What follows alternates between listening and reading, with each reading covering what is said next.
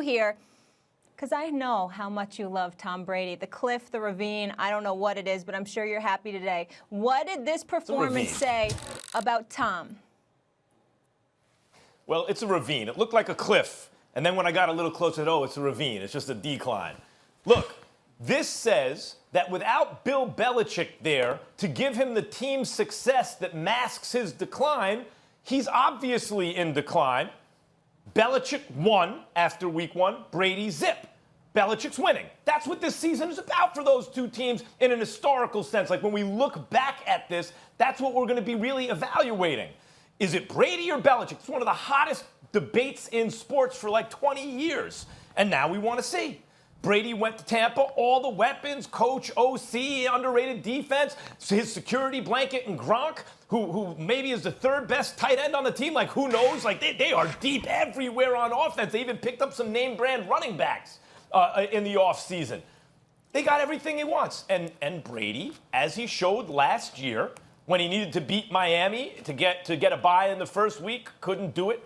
Last game of the season, well, he doesn't have weapons. I don't know. Cam did okay without the weapons. Same guys, right? Brady in the playoffs, could he get past the Titans? No. Brady, even the year before when he won the Super Bowl, did it behind, he was an excellent game manager, nothing wrong with that, but it's not elite, behind a great defense, and a running game because he had a great coach. The last time Brady was really on top of the world elite actually is when he lost the Super Bowl with that amazing game he played against the Eagles. Like, that was the last time we saw the Tom Brady we'll remember. This guy is something different. Now, here come the excuses. People won't even be wrong. They didn't have a preseason. He's getting used to a new system. You got to let him get his feet under him. Breeze and them didn't look great either, right? A lot of this looks like preseason. He's 43 years old. Yeah, that's true. But that's what I was saying before this game. Don't come at me with that stuff now. It's true, but everyone was talking about Tom Brady's about to win the MVP. He's still elite, da-da-da. No, he's not, and no, he's not. Bruce Arians, by the way, calls him out, which I think is good for the team, saying those 2 interceptions were on Brady. He was right. And if this was last year and Jameis did that, we'd all be rolling our eyes, right? The only difference is Jameis would have a whole lot of yards and maybe some more touchdowns to go with the 2 costly interceptions. It is what it is. This is what a 43-year-old quarterback on a new team looks like. Well, first of all, Keyshawn has that look on his face, and I'm looking at you the way that I do, number one, because we don't understand what the hell you're saying, and number 2, we don't care. And the reason why we don't care, Max Kellerman, is because you were talking about the cliff and then the ravine, and it took you 3 years to get from the cliff to the ravine, and in the meantime, Brady went to 3 Super Bowls and won 2. So we don't want to hear what the hell you have to say about Brady and the ravine. We stopped listening to you about Brady in 2016. We just tolerate you because you're on national television, and obviously we care about what you have to say with every other subject. But when it comes to Tom Brady, your credibility was shot 4 years ago. That's number 1. Number 2, it's game 1 of a new team, new system. Now, I will throw a mea culpa out there.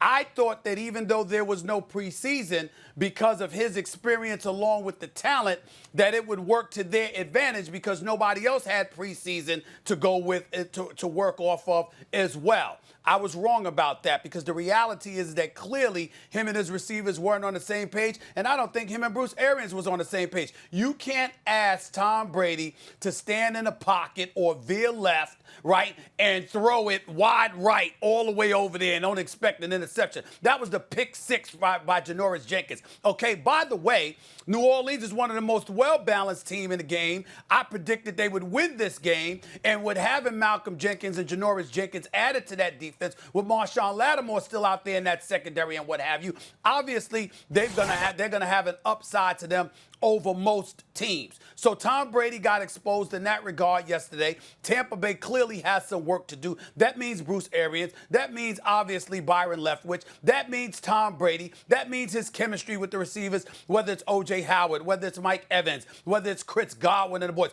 Gronkowski looked a bit old, but that might have just been one game. He might look better in the weeks to come. It remains to be seen. We're talking about the Tampa Bay Buccaneers going against one of the elite teams in the National Football League in game one without a preseason. That's part of the reason we all predicted they would lose this game. I'm not panicking by any stretch of the imagination. It's one game. We certainly shouldn't anticipate that Tom Brady, who, by the way, has had pick sixes in his last 3 games, by the way, we can't assume that that's something that's going to continue with this dude based on his cerebral approach to the game alone. I think this is an aberration. I think he'll be just fine the more he develops chemistry with his team, and we'll see what happens going forward. Max, I love you, man, but you way off base on Tom Brady. I think when you look at it, and I know you said people are going to say these things, but the facts are the facts. The truth is the truth. He did not have a real training camp. Yes, he tried to put things together in the summer workouts. It's not the same. Even in training camp, guys are T-shirt All-Americans in practice. They stop on routes, they screw things up, they're in the wrong position. When the real bullets go to flying like they did yesterday in the game, things are totally different across the board. When you look at Tom Brady, you look at the interception, the Mike Evans interception. Those two were not on the same page. Mike Evans is looking to run a dig route. He stops thinking it's zone instead of going into the second window. Brady then gets ready to, once he releases the ball, he looks and says, oh my God, now it sails on him. Then you look at the other throw and the interceptions on the Jenkins pick 6. Brady is throwing from the left hash all the way across the field to the right, something that he did not do in New England. So it's something he's getting used to doing certain things a different way. You can't possibly think that it's the end of Tom Brady. Once they get on the same page and in sync, you're going to see a totally different Tampa Bay Buccaneer team. Leonard Fournette just got there, 2 weeks ago? Like, you got to give it time to gel. I know you want to, jump on it and be the first one to say, oh, Brady's old, Brady's this, Brady's that. No, they're going to be around. Now, whether or not